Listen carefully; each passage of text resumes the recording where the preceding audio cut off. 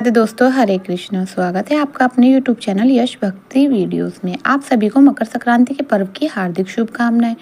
प्रिय श्रोताओं, आज मकर संक्रांति के इस पावन दिन पर सुनिए आज के दिन सुनी जाने वाली सभी कथाएं और कथाओं के शुभारंभ हम सभी भगवान श्री गणेश जी के कथा से करेंगे। एक बार एक अंधी बुढ़िया माई थी जिसका एक बेटा और एक बहू थी। वह बहुत गरीब थे। वह अंधी बुढ़िया माई हर दिन नियम से गणेश भगवान का पूजन किया करती थी। गणेश भगवान एक दिन बूढ़ी माई की पूजा से प्रसन्न होकर उनके सामने अक्षत सन्मुख आकर बैठ गए और बोले, बूढ़ी माई, तू प्रतिदिन निस्वार्थ भाव से मेरी पूजा करती है। तुझ पर प्रसन्न हूँ, जो चाहे सो मांग ले।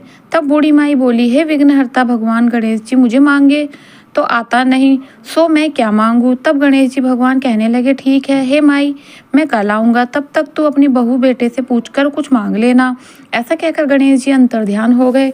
तब बूढ़ी माई ने अपने बहू बेटे से पूछा तो बेटा बोला, माँ धन मांग लेना। बहू बोली, माँ जी पोता मांग लेना। तब बूढ़ी माई ने सोचा कि बेटे बहू तो अपने अपने मतलब की बातें कर रहे हैं, इसलिए उस बूढ़ी माई ने अपने पड़ोसन से जाकर पूछा। पड़ोसन कहने लगी, बूढ़ी माई, तुम्हें तो बस थोड़ी सी ही जिंदगी बची है, तू क्यों मांगे धन और क्यों मांगे पोता। तू तो केवल अपनी आंखों की रोशनी मांग, जिससे तेरे आगे का सारा जीवन सुख से बीत जाए। अब उन बूढ़ी माई ने बेटे बहू और पड़ोसन की बात सुनकर घर में जाकर सोचा कि ऐसा क्या मांगू जिससे बेटा बहू भी खुश हो जाए और मेरी भी भला हो जाए। मैं तो वही मांगूंगी।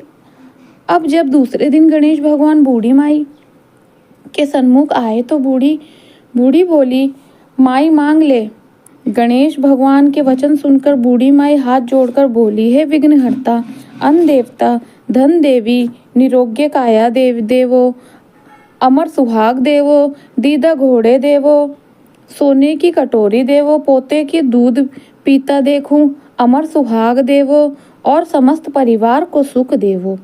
आपके यही चरणों में मुझे स्थान भी देवो। बूढ़ी माई की बात सुनकर गणेश भगवान बोले, बूढ़ी माई, तूने तो मुझे ठग लिया और कहती है कि मुझे मांगना नहीं आता। जो कुछ भी तूने मांग लिया, अब सब कुछ तुझे मिल जाएगा। ऐसा कहकर गणेश भगवान वहीं अंतर्ध्यान हो गए। हे विघ्नहर्ता गणेश भगवान, जैसे अपने बूढ़ी माई को दिया वैसे ही इस कहानी को कहते सुनते और हुंकार भरते सबको देना, वैसे ही सबको देना और सभी पर अपनी कृपा बनाए रखना। सभी प्रेम से बोलिए गणेश भगवान जी की जय। अब सुनिए पोपाबाई की कहानी। किसी गांव में एक भाई बहन रहा करते थे। भाई का तो विवाह हो गया था, लेकिन उसकी बहन का विवाह नहीं हुआ था। बहन का नाम पोपाबाई था। पोपाबाई हमेशा व्रत का और नियम किया करती थी। एक दिन उसके भाई भाभी ने उसकी शादी करने के लिए कहा, तब उसने शादी करने के लिए मना कर दिया। अपने भाई भाभी से कहने लगी कि मेरे रहने के लिए आप गांव के बाहर एक झोपड़ी बनवा दो, मैं उसी में रहकर अपना जीवन बिता लूंगी, लेकिन विवाह नहीं करूंगी। फिर वह गांव वाले से कहने लगी कि हे गांव वालों, आप लोग अपने अपने गाय बछड़ों को मेरे झोपड़े में के पास घास चरने के लिए छोड़ दिया करो। मैं सभी के गाय बछड़ों की देखभाल किया करूंगी। फिर जो भी बचा कुचा खाना होगा वो मेरे को भिजवा दिया करना, मैं वही खाकर रह लूंगी।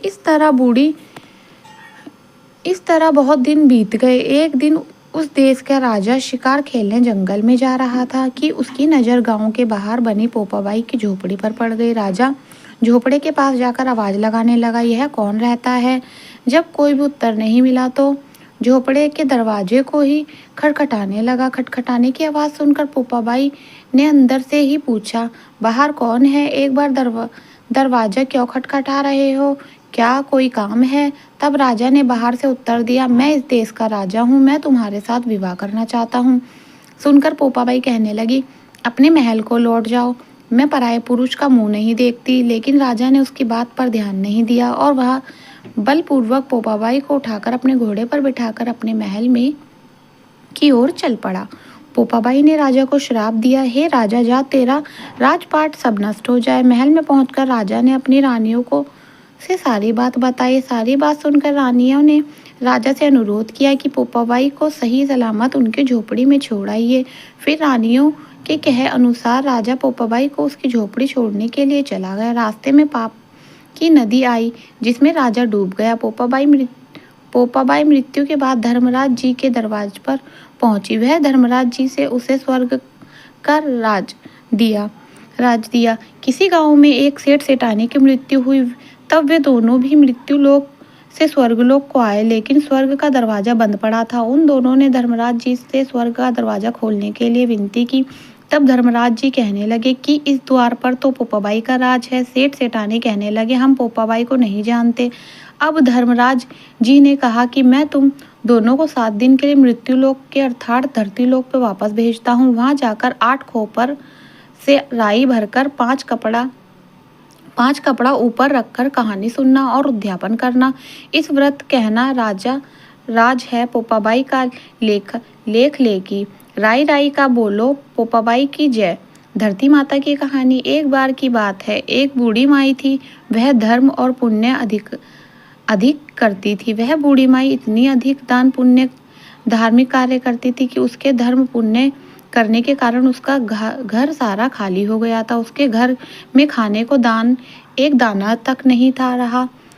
यहाँ तक कि उसने जरूरतमंद लोगों को अपने घर की सारी आवश्यक वस्तुएं भी दान में दे दी थी। इस तरह एक दिन उसके अत्यधिक धार्मिक पुण्य कार्य करने के कारण धर्मराज जी का सिंहासन डोलने लगा। तब धर्मराज जी कहने लगे ऐसा कौन दानी हो गया है जिसने धर्म पुण्य करके मेरा सिंहासन तक हिला दिया। इसके बाद धर्मराज जी कहने लगे अगर यह दानी इस प्रकार दान पुण्य करता रहेगा तब तो यह मेरा सिंहासन को ही छीन लेगा। उन्होंने अपने दूत से कहा कि तुम जाकर इस दानी का पता लगाओ, और फिर धर्मराज जी ने इस कार्य के लिए यमराज जी को भेज दिया। यमराज जी ने दानी का पता लगाते हुए धरती पर आकर एक कौड़ी व्यक्ति रूप धारण कर लिया। फिर वह कौड़ी रूप धारण करके उसी गांव में आ गए जहां वह बूढ़ी माई रहा करती थी। अब वह कौड़ी सारे दिन गांव में कपड़ा मांगते हुए घूमता रहता, लेकिन किसी ने भी उसे तन ढकने के लिए कपड़ा नहीं दिया। सर्दियों का समय था,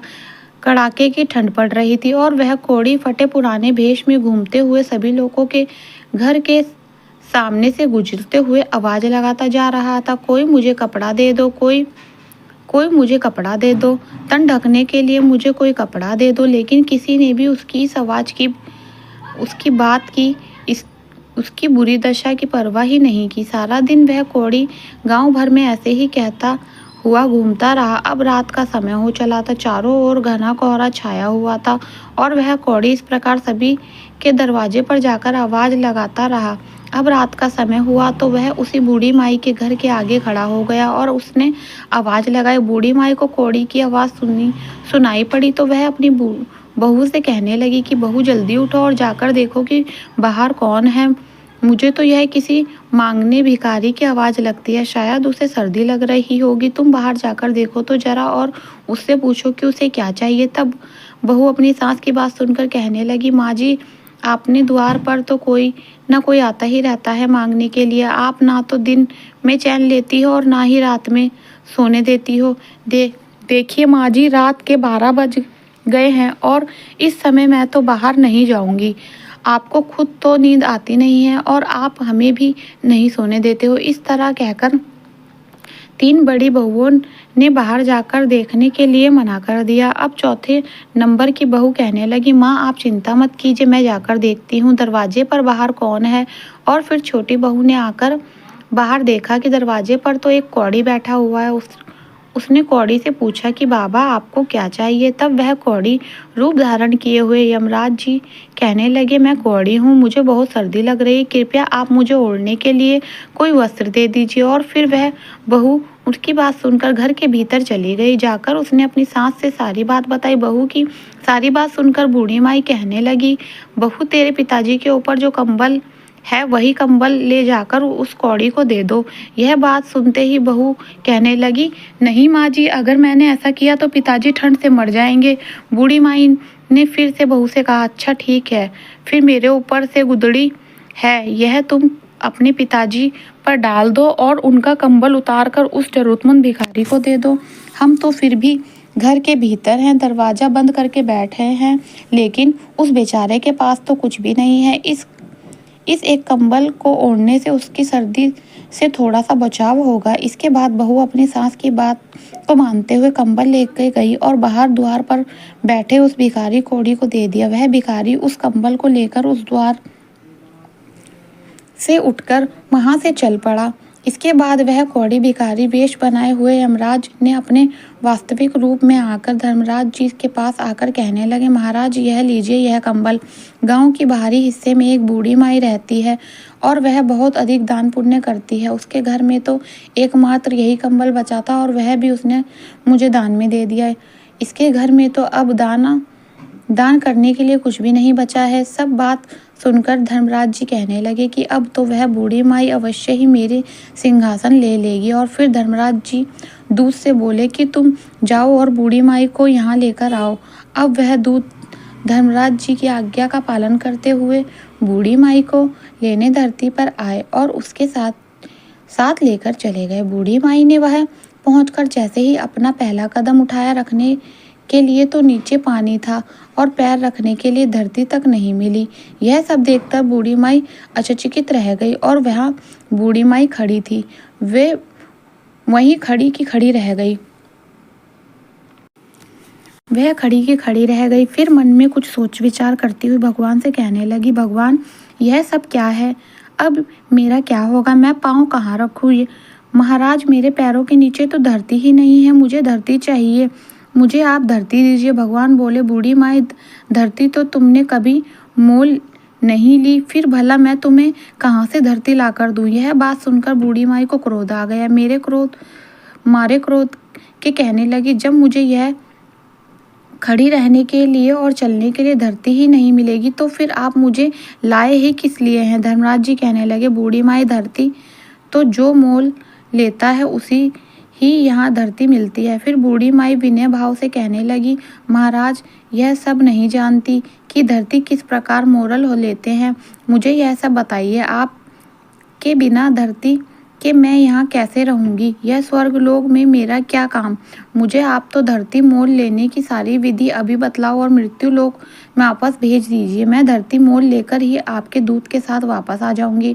अगर मेरे बेटे बहू ने मेरे शरीर को जला दिया तो फिर मेरे लिए धरती मोल क्या कौन लेगा और कौन धरती माँ की कहानी सुनेगा? फिर मैं तो धरती मोल भी नहीं ले सकूंगी और ना ही इस स्वर्ग का आनंद उठा पाऊंगी। इसके बाद धर्मराज जी बूढ़ी माई के दान पुण्य को मन में विचार करते हुए उससे बोले, बूढ़ी माई ठीक है तू जा। और फिर यह कहकर धर्मराज जी ने अपने दूतों को बूढ़ी माई के साथ धरती पर भेज दिया। बूढ़ी माई रात में ही मर गई थी। जब सुबह हुई तो बेटा और बहू ने उसके अंतिम संस्कार भी तैयार करने आरंभ कर दी थी। सारी तैयारी भी हो गई थी। तब उसके बेटे अर्थी को उठाकर चलने लगा। तब वह अर्थी के साथ आधे रास्ते में ही पहुंचा थे कि तभी वह बूढ़ी माई कहने लगी, अरे बेटा तुम मुझे कहाँ लेकर जा रहे हो? तब उनका बेटा कहने लगा, अरे माँ इतनी जल्दी भूतनी कैसे बन गई? बूढ़ी माई कहने लगी, नहीं बेटा मैं तो तेरी माँ हूँ, मैं तो 7 दिनों के लिए यहाँ वापस आई हूँ और ठीक 8वें दिन मैं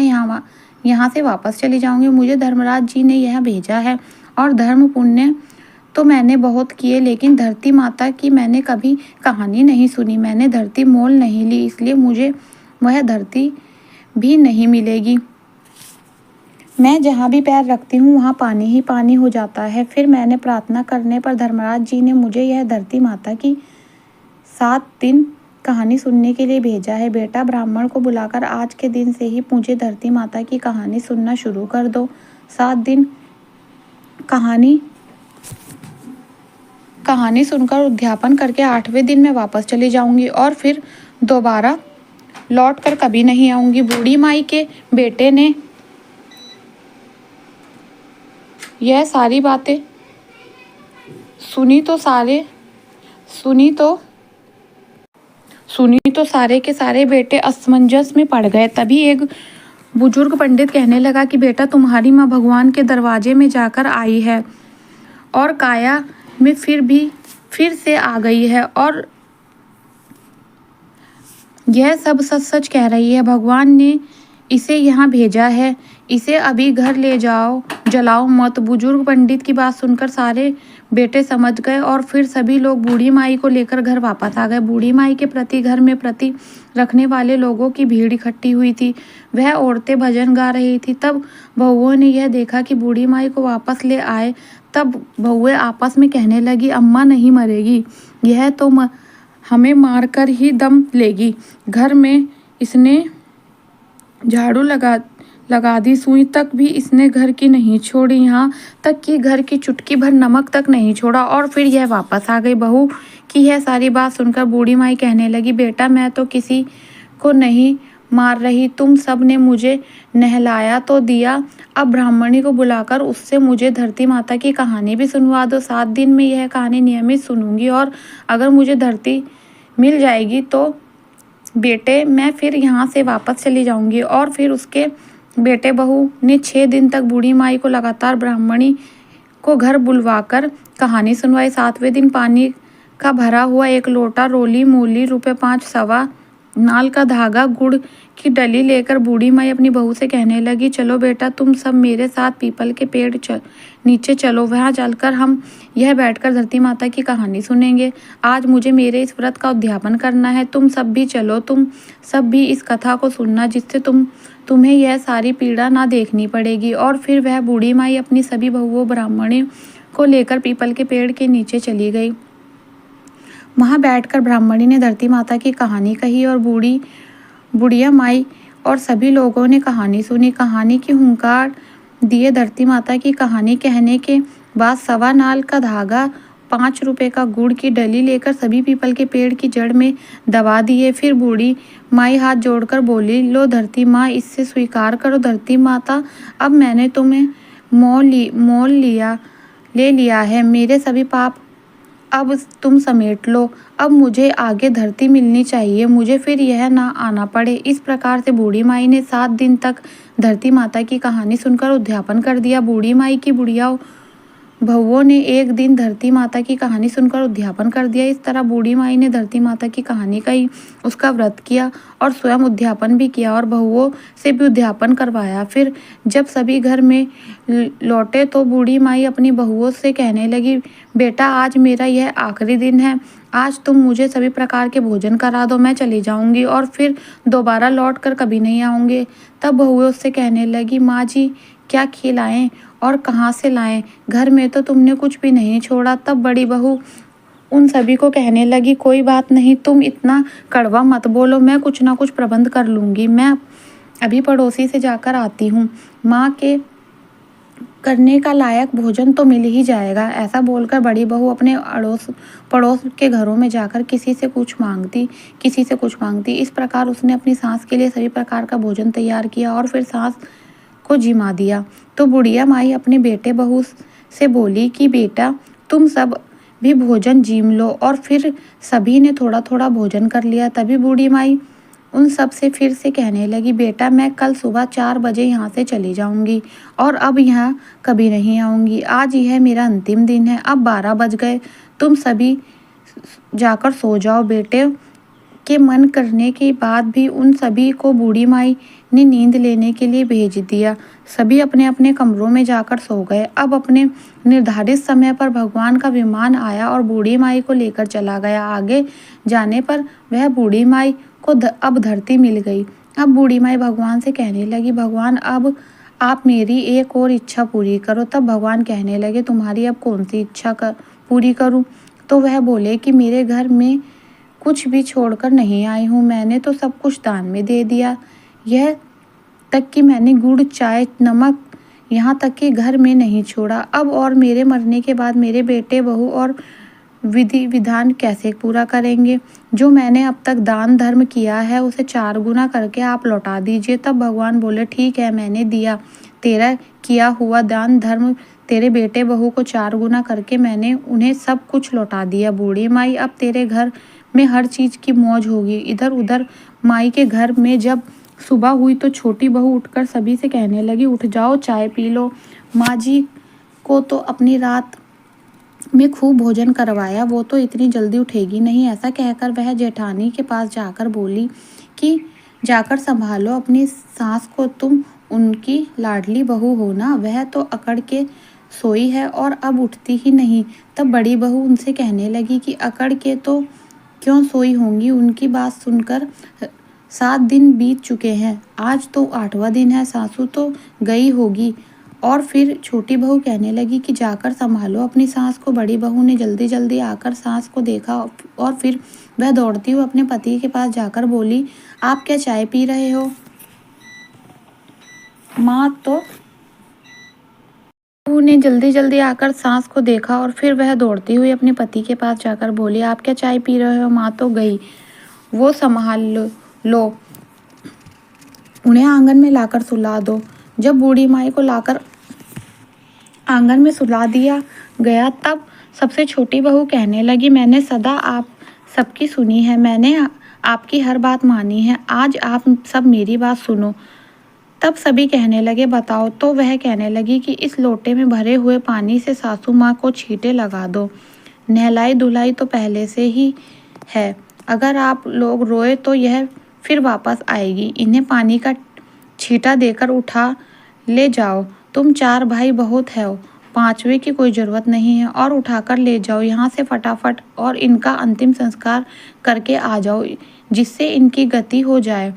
तब सारे भाई आपस में बात करने लगे कि पहले भी हम लोगों को इकट्ठा करके शर्मिंदा हो चुके हैं, अब बिना देर किए इनका कहना मान लेते हैं। ऐसा विचार करके सभी भाइयों ने बूढ़ी माई को उठाया और चल दिए उनका अंतिम संस्कार करके शमशान की ओर।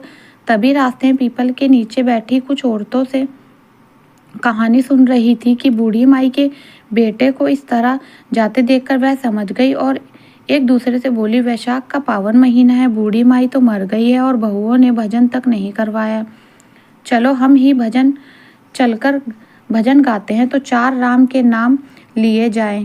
तो यह विचार कर वह सभी बूढ़ी माई के घर जाकर भजन गाने लगी।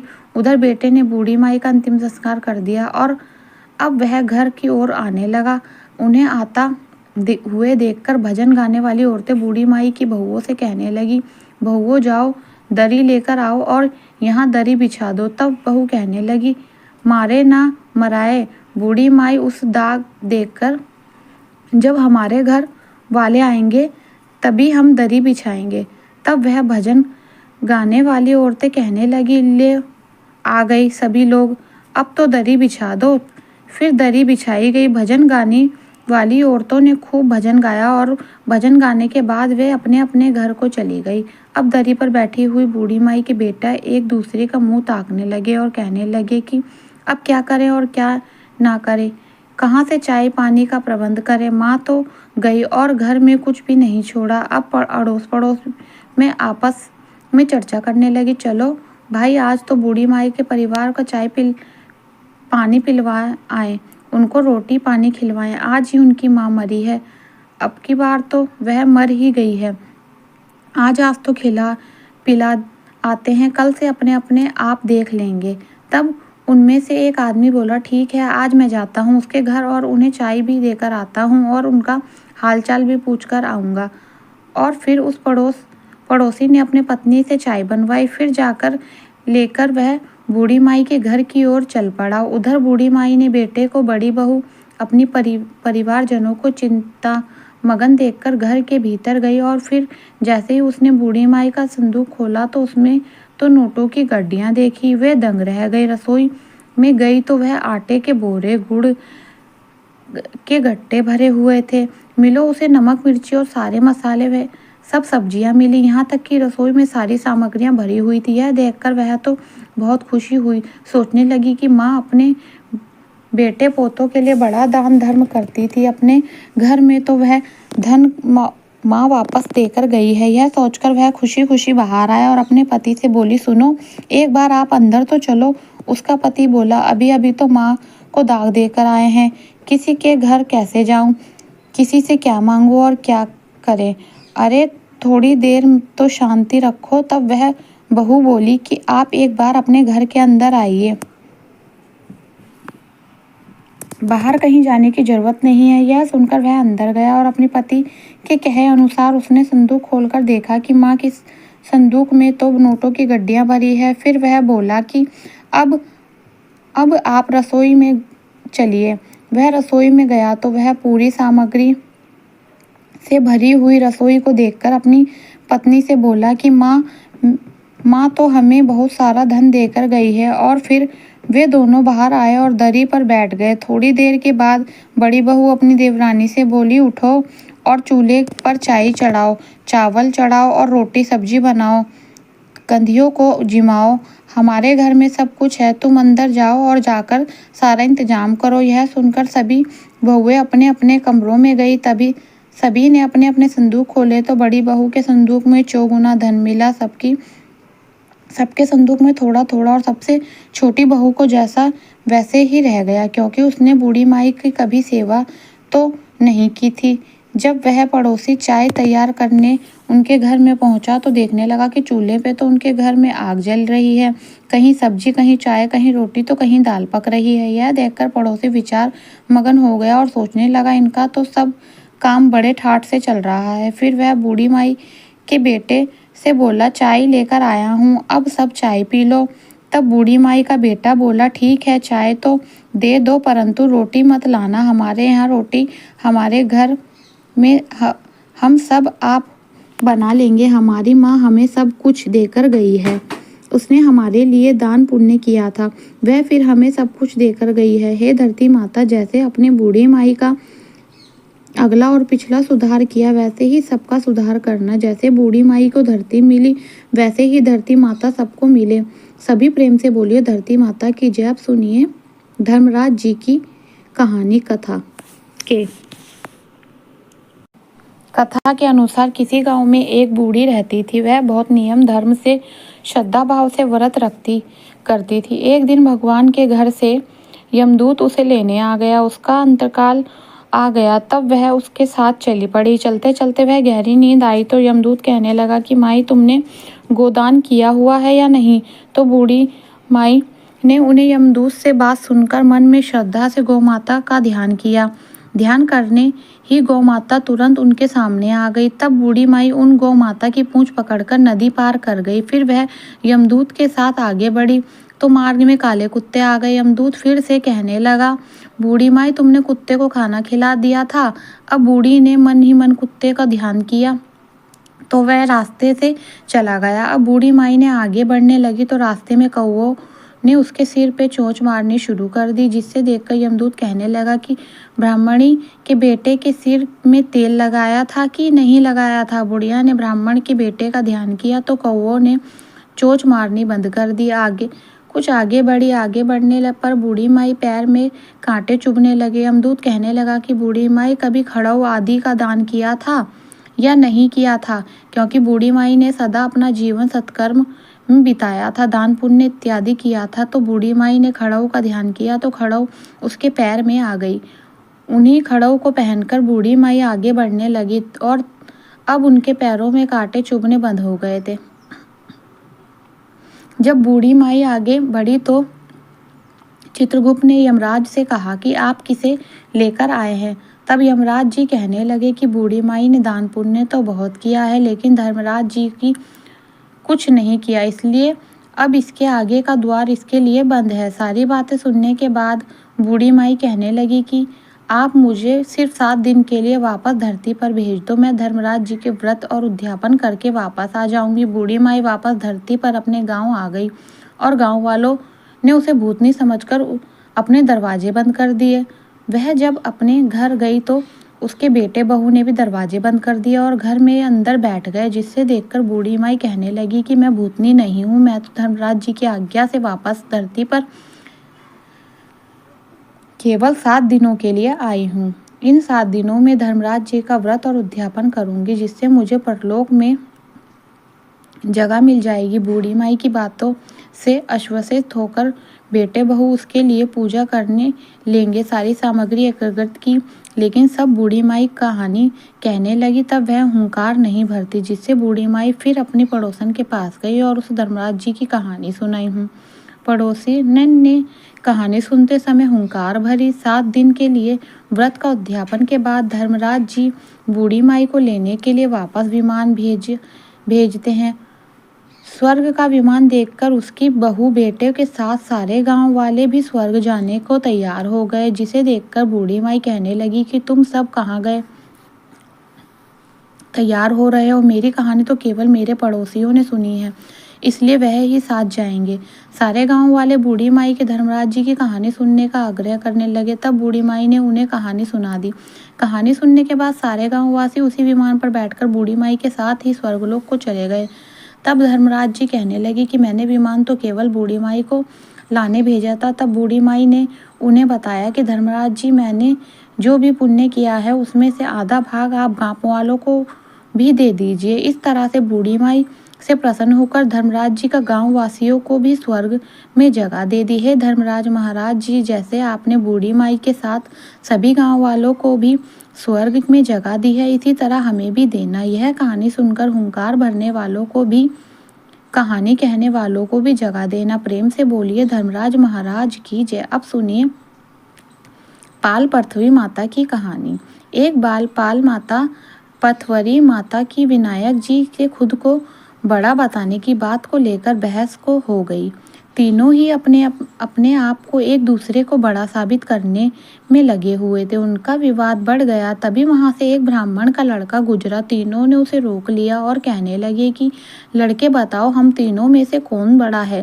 कहने लगा, अभी तो मैं किसी जरूरी काम से जा रहा हूँ, कल आकर आपको इस बारे में बताऊंगा। लड़के ने घर आकर सारी बात अपनी माँ से बताई। माँ ने अपने बेटे को सीख दी कि बेटा, तुम किसी को भी छोटा मत बताना। अगले दिन लड़का पाल पर्थवरी और विनायक जी के पास पहुंचा और कहने लगा, पाल माता, आप तो हर व्यक्ति से बड़ी हो। सभी व्यक्ति आते हैं, स्नान ध्यान करते हैं और समय जाते हैं, आपके पैरों की ठोकर देकर जाते हैं, पैरों से ठोकर खा जाते हैं, फिर आप किसी पर नाराज नहीं होती। फिर पथवरी माता ने कहने लगी, पथवरी माता, आप भी बड़ी हो, क्योंकि कोई भी व्यक्ति कितने भी तीर्थ कर ले, धर्म कर ले, पर वापस आने पर आपकी पूजा किए बिना उसका कार्य पूरा नहीं होता। फिर लड़के ने गणेश जी से यानी विनायक जी से कहा कि प्रभु,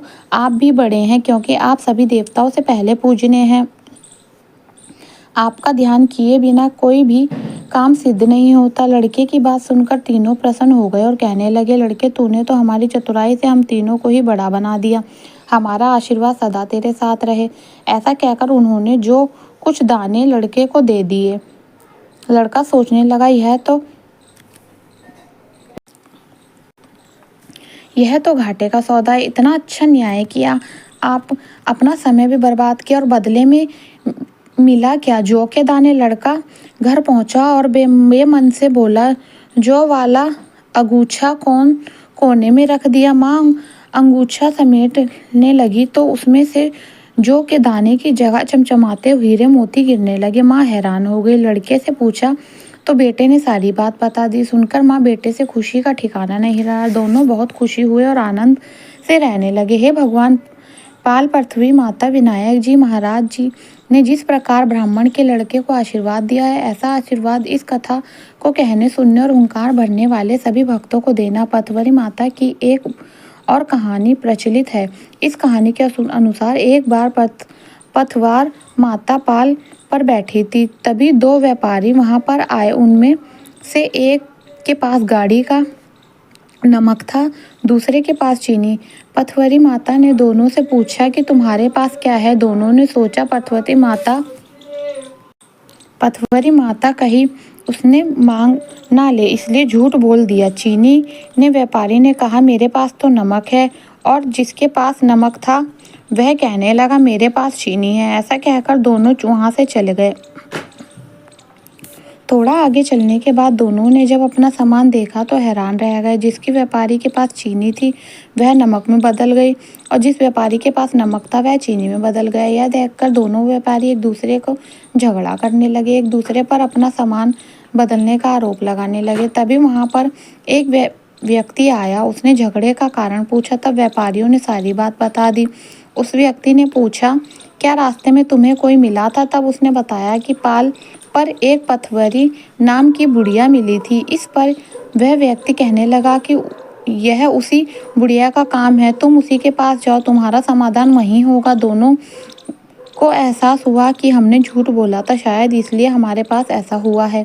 फिर दोनों व्यापारी पटवारी के पास गए और कहने लगे, पटवारी माता, हमने आपसे झूठ बोला, हमें क्षमा कर दीजिए, हमारा सामान जैसा था वैसा ही कर दीजिए। पटवारी माता ने फिर दोनों को क्षमा कर दिया और उनका सामान वापस जैसा पहले था वैसा ही हो गया। प्रेम से बोलिए पटवारी माता की जय। अब सुनिए राई बाई की कहानी। एक बार दो माँ बेटी थी। बेटी का नाम राई था। वह बहुत सुंदर और सुशील थी और भगवान कृष्ण की बड़ी सच्ची और पक्की भक्त थी। एक बार भगवान कृष्ण उसकी परीक्षा लेने के लिए डसरिया बेचने वाले बनकर आए और आवाज देने लगे। राई अपनी माँ से कहने लगी, माँ मुझे भी डसरिया चाहिए। माँ बोली, मैं पैसे कहाँ से लाऊं? बाजरी पड़ी है, वह ले जाओ। बाजरी से भगवान ने फूंक मारी तो फूस उड़कर राई की आंख में लग गई।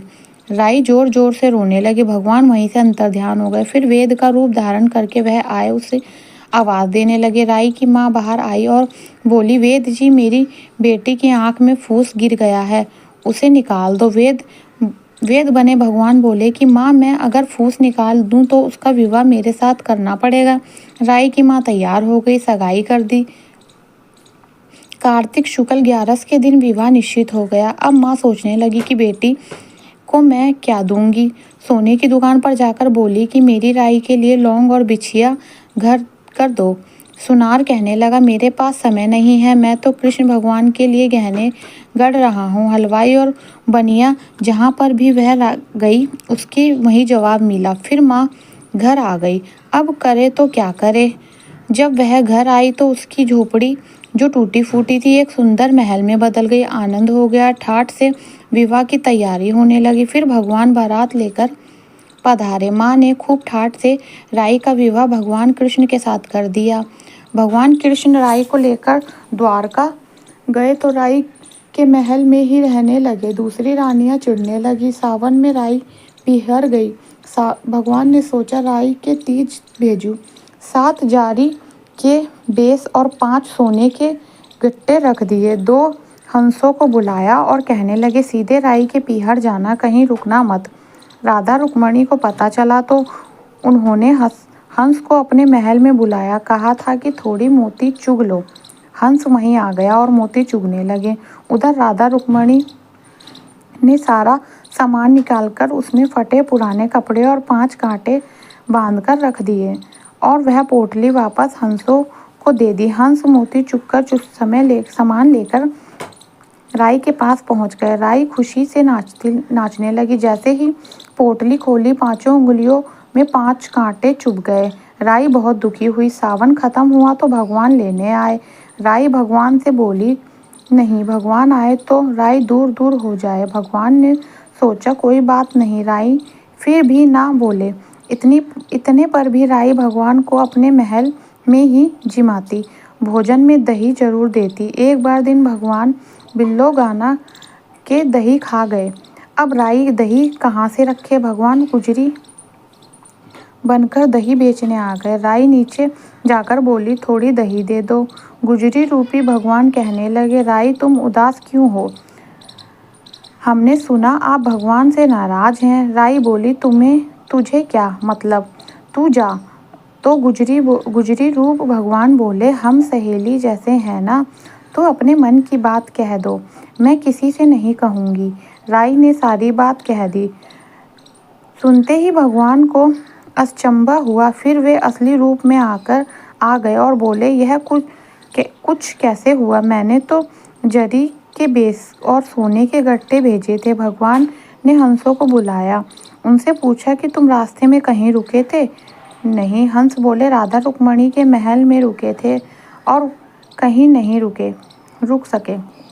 भगवान ने फिर राधा रुक्मणी को बुलाया और पूछा कि आपने ऐसा क्यों किया? तब वे बोले, आप हमारे महल में नहीं पधारे, इसलिए हमने नाराज होकर ऐसा किया। भगवान बोले, आप हमको प्रेम से बुलाते तो हम जरूर आते। फिर भगवान बोले कि कार्तिक के महीने राई को दूंगा, 5 दिन 5 तृतीया राधा रुक्मणी को और 11 सतभामा को दूंगा। भगवान ने सबको मना दिया। हे भगवान, राधा रुक्मणी राय को मना दिया। जैसे वैसे सबको देना, धरती को पूरा कर जो पूरा कर प्राण छोड़, जो भूल चूक माफ कर। बोलिए राई दामोदर भगवान की जय।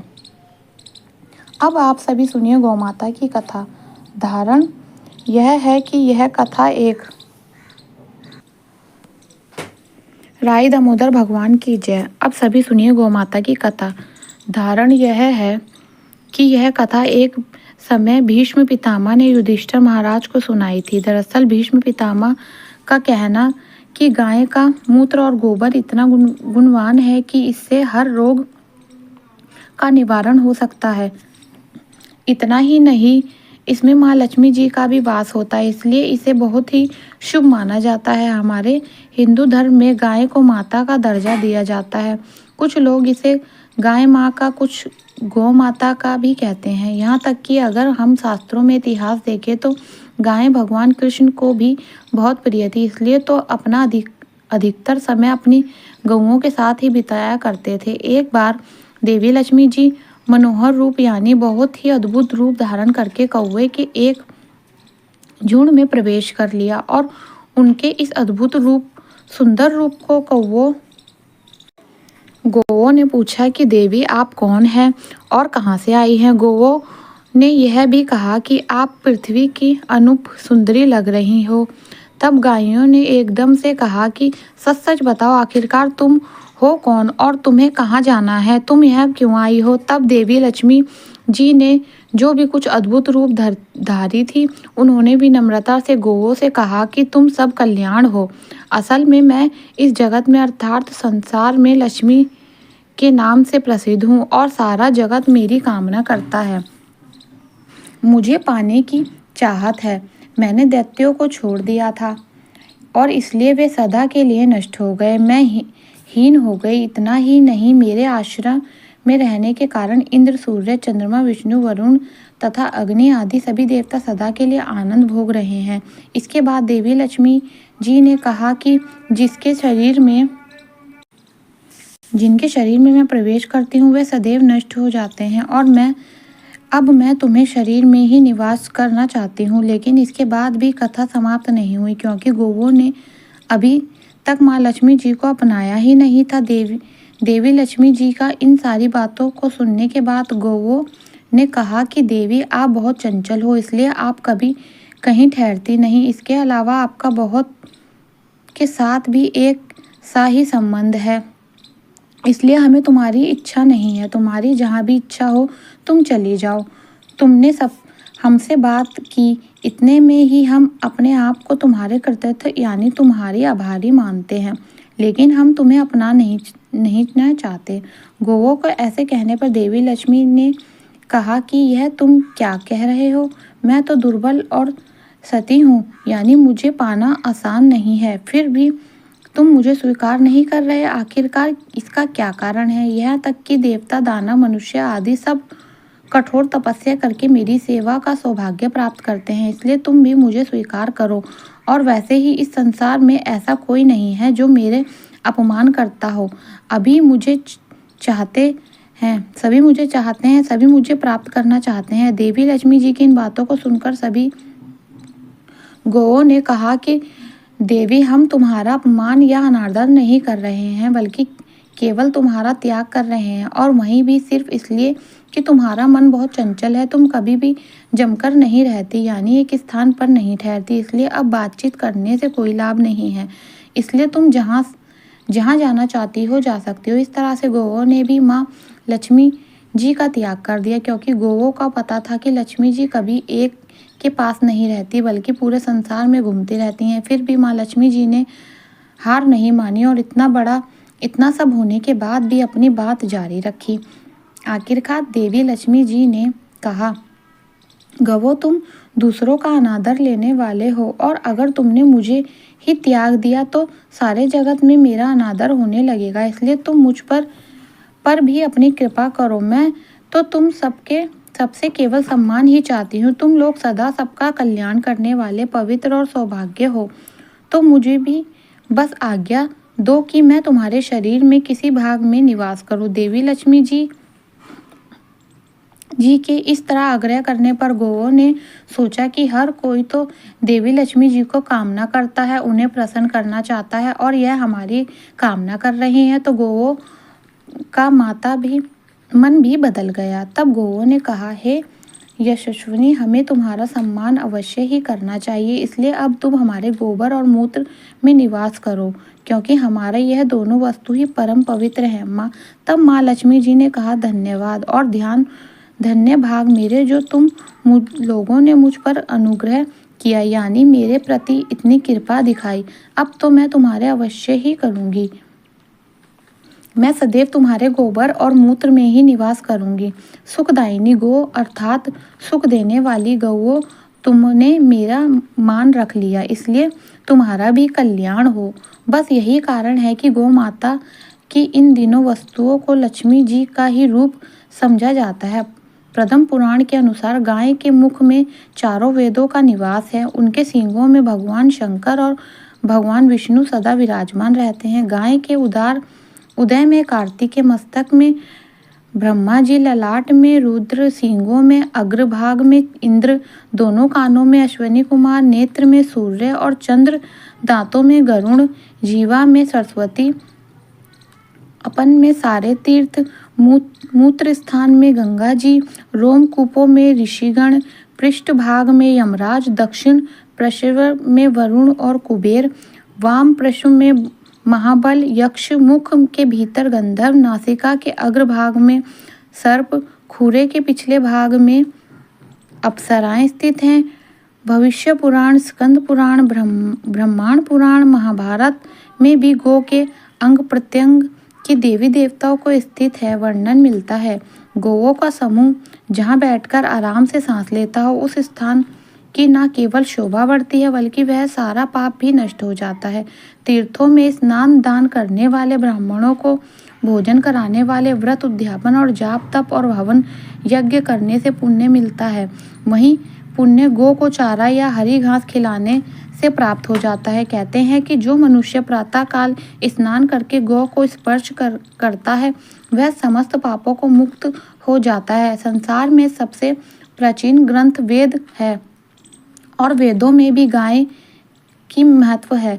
उसके अंग प्रत्यंग में दिव्य शक्तियां होने का वर्णन मिलता है। गाय के गोबर में लक्ष्मी, गोमूत्र में भवानी, चरणों में अंगरा, भाग में आकाशचरी देवता, रंभनों में आवाज में प्रजापति और थनों में समुद्र वशिष्ठ माने गए हैं। मान्यता है कि गौ के पैरों में लगी हुई मिट्टी का तिलक करने से तीर्थ स्थान के पुण्य मिलता है, यानी सनातन धर्म में गौ माता दूध देने वाला एक निरपशु न मानकर सदा से ही उसे देवी देवताओं की प्रतिनिधि माना गया है, इसलिए गाय को गौ माता कहते हैं। किसी को शुभ अवसर पर गौ माता की इस कहानी को सुनने से हजारों तीर्थों में स्नान करने का और जीवन भर किए गए समस्त पुण्य कर्मों का पुण्य एक ही क्षण में प्राप्त हो जाता है।